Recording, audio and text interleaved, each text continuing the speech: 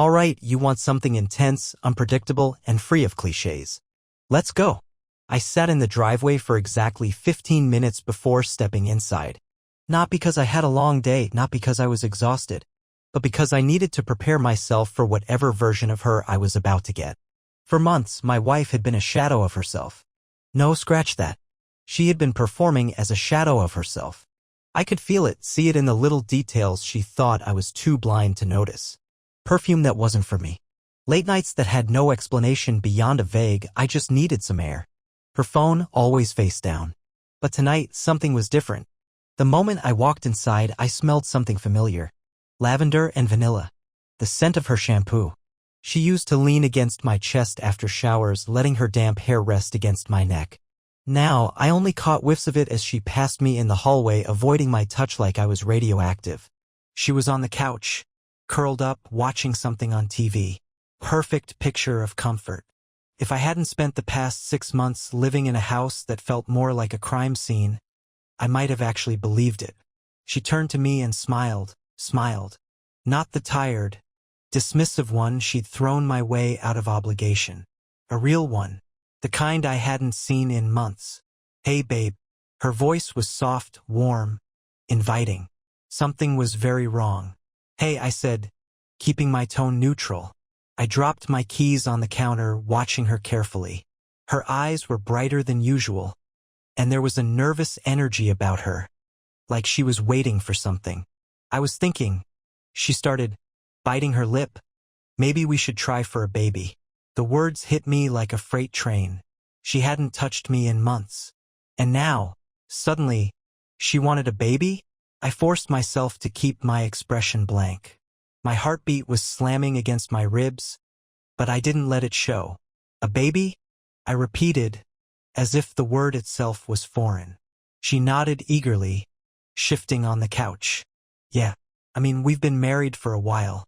It just feels like the right time, you know? I've been thinking about it a lot. I bet you have. I studied her face. Her eagerness was forced, her excitement rehearsed. But what she didn't realize was, I already knew. I already knew she was pregnant, and I knew the baby wasn't mine. But I didn't say a word. Instead, I smiled. That's a big decision, I said carefully, keeping my voice even. Maybe we should talk about it over dinner? Her shoulders relaxed, and she grinned. That sounds perfect. She had no idea. She had no idea that I had already planned my revenge down to the smallest detail. And she was walking straight into it. Dinner was quiet. Too quiet. She was trying to play it cool, but I could see it in her eyes. The way she kept stealing glances at me, gauging my reaction, testing the waters. She thought she had me. Thought she had laid the perfect trap. I played along. Smiled in all the right places. Asked just enough questions to seem engaged but not suspicious. So what made you change your mind? I asked, casually swirling my drink. She blinked, then laughed. A little too quickly. What do you mean? The baby thing. I leaned back in my chair, watching her closely. You never seemed interested before. For a second, just a second, I saw it. The flicker of panic in her eyes. Then, just as quickly, it was gone, replaced by that perfect artificial warmth. I guess I just realized I want a family with you, she said, reaching for my hand across the table. We've been through so much together, and I know things have been a little off lately, but I want to fix that. I want us to be us again. If I didn't already know the truth, I might have fallen for it. But I did know, and I knew exactly what this was. She wasn't trying to fix anything. She was trying to trap me, lock me in before I could notice the cracks in the foundation. She thought she was playing chess, thought she was 6 moves ahead. But I wasn't playing her game. I was playing mine. I love that, I said, squeezing her hand gently. We should celebrate. Her eyes lit up. Really? Yeah. Let's make a weekend out of it. Go somewhere nice. Just the two of us. She smiled, the relief washing over her like a wave. She thought she'd won. But the weekend wasn't going to be about romance. It was going to be the final act of my carefully orchestrated revenge. and she would never see it coming. I booked the cabin the next morning. Secluded. Beautiful. A little place up in the mountains we talked about visiting for years but never got around to. The kind of place you go to reconnect. The kind of place where secrets unravel. She was thrilled. I watched as she packed, practically glowing. She thought this weekend was about us. About repairing what had been broken. About securing her future with me, with our supposed child. But in reality, it was the beginning of the end. I had spent weeks gathering evidence. I wasn't reckless, I didn't rage, didn't explode when I first suspected. I watched, listened, waited, and it paid off. Burner phone hidden in the car? Found it. Text messages with Chris from work that weren't about work at all? Screenshotted. Receipts from expensive dinners I wasn't invited to? Collected. The ultrasound appointment she scheduled before she ever even suggested we have a baby? That one was my favorite. She had been so careful. So sure of herself. But people like her always get sloppy. They get comfortable in their lies. And when they do, they forget to cover their tracks. So I followed the trail, and it led me straight to the truth. She had been seeing him for over a year, telling him she loved him, telling him she'd leave me once the time was right. And now she was pregnant with his child, trying to pass it off as mine. Trying to trap me. I smiled to myself as I zipped up my bag. This trip wasn't just about confronting her. No, that would be too easy. This was about making sure she felt every ounce of the betrayal she had so casually handed me. And when the weekend was over, she would have nothing. The drive to the cabin was perfect. She had no idea.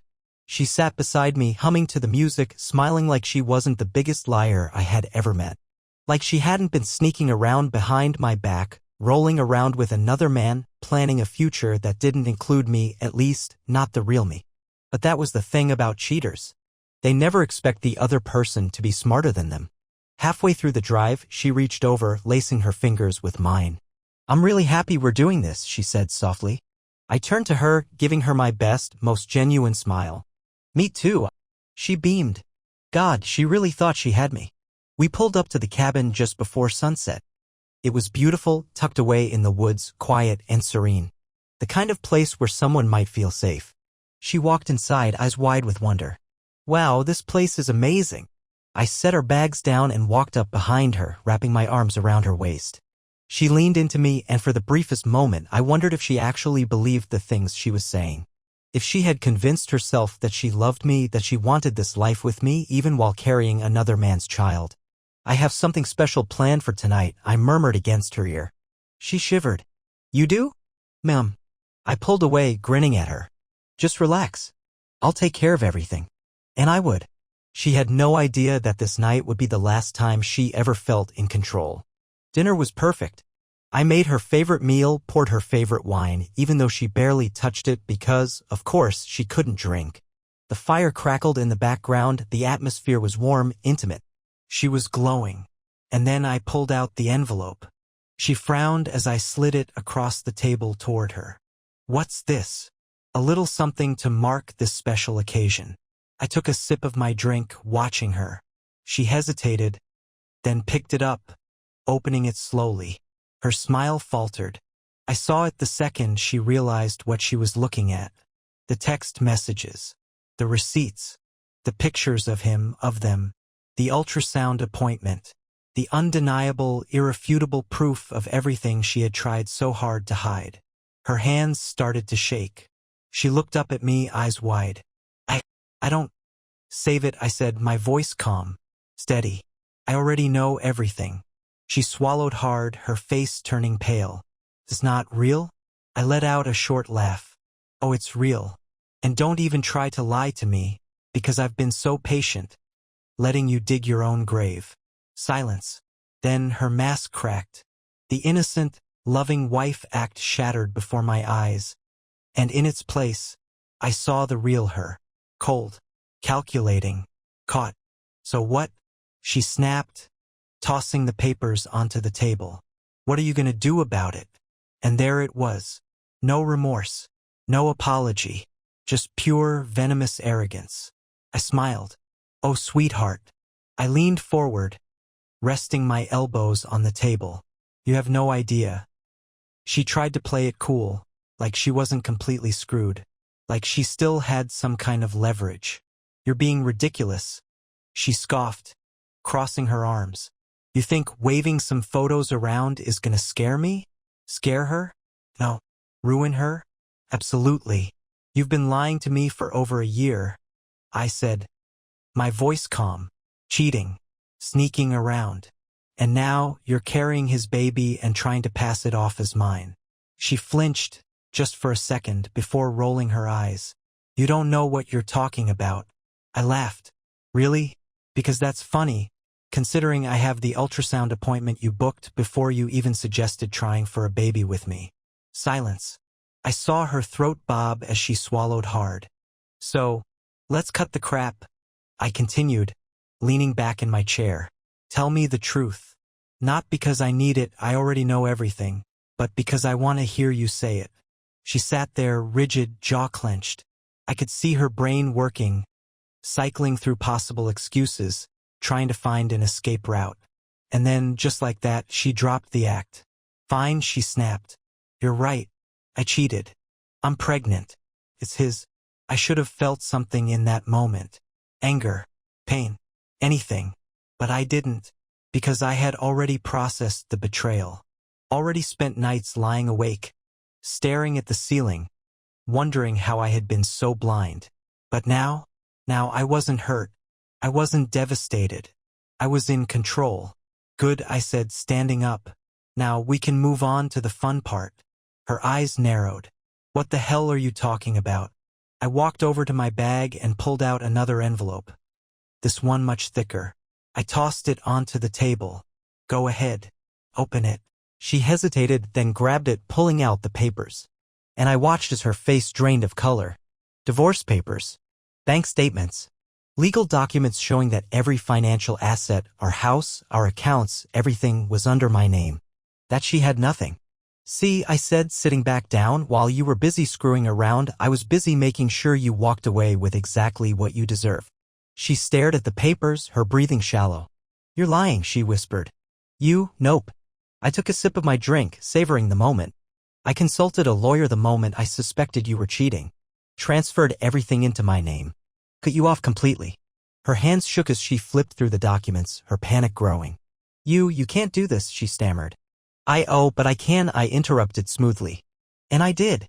And the best part? You don't have a single leg to stand on. You cheated. You lied. And now?" I grinned. "Now you're going to walk away with absolutely nothing." She shot up from her chair, knocking over her wine glass. "You son of a..."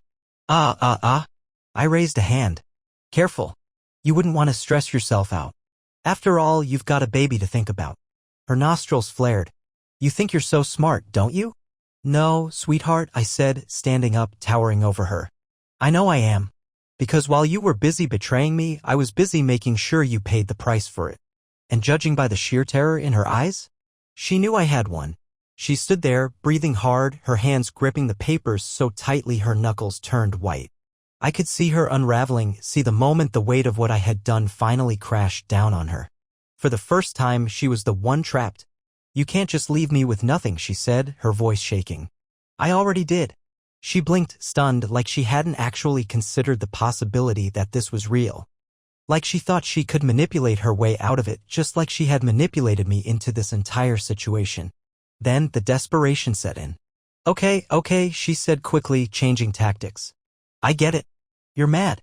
You want to punish me. But let's just take a breath, okay? We don't have to do this." I raised an eyebrow. "Do what?" "The divorce. This whole revenge thing."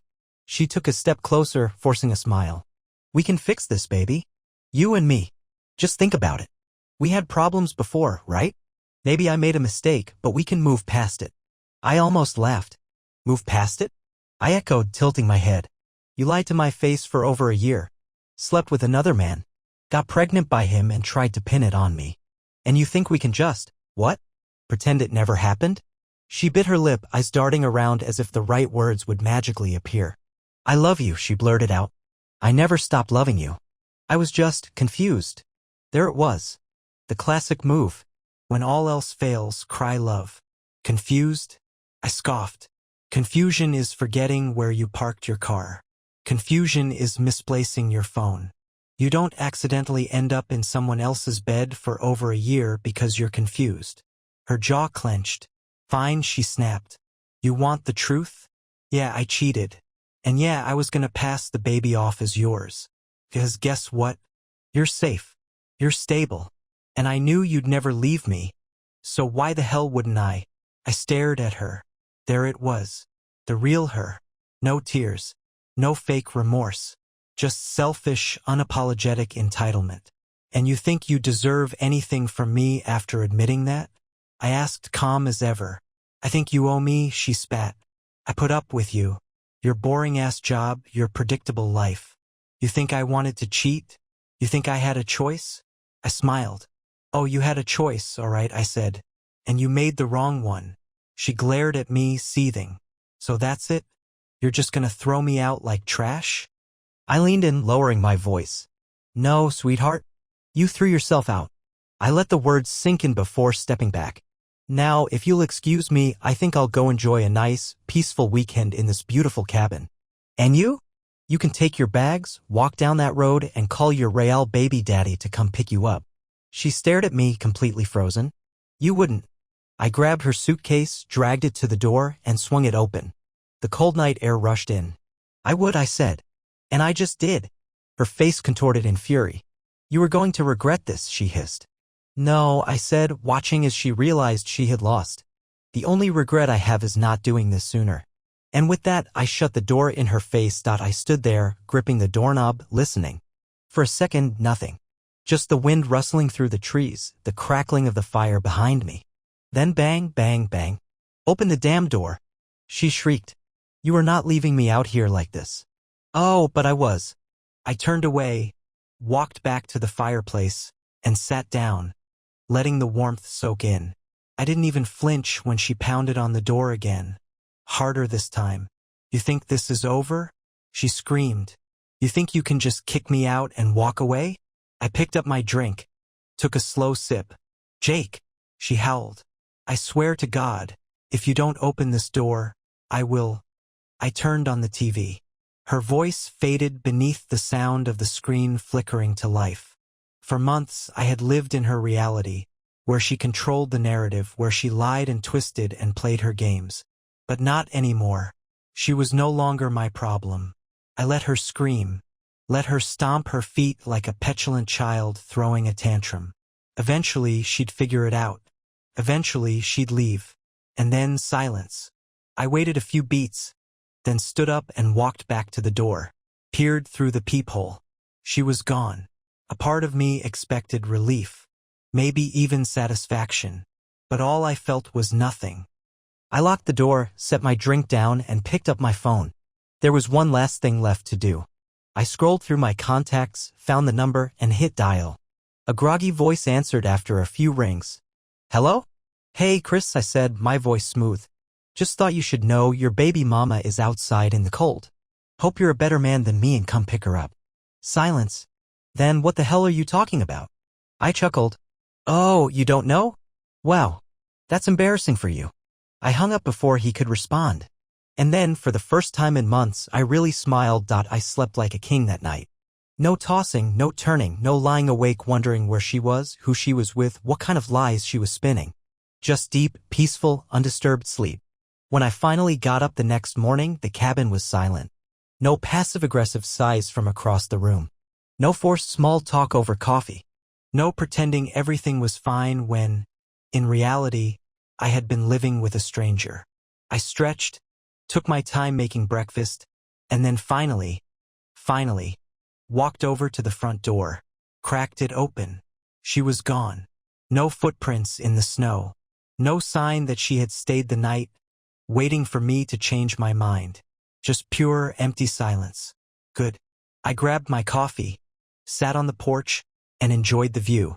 It was ironic, really. This cabin, this moment was supposed to be about us reconnecting, about rebuilding. Instead, it became the site of my ultimate victory. Then my phone buzzed. I glanced at the screen. Chris. I almost didn't answer. Almost let him stew in whatever she had told him. But curiosity got the better of me, so I swiped to accept. You son of a bitch, he spat. I grinned.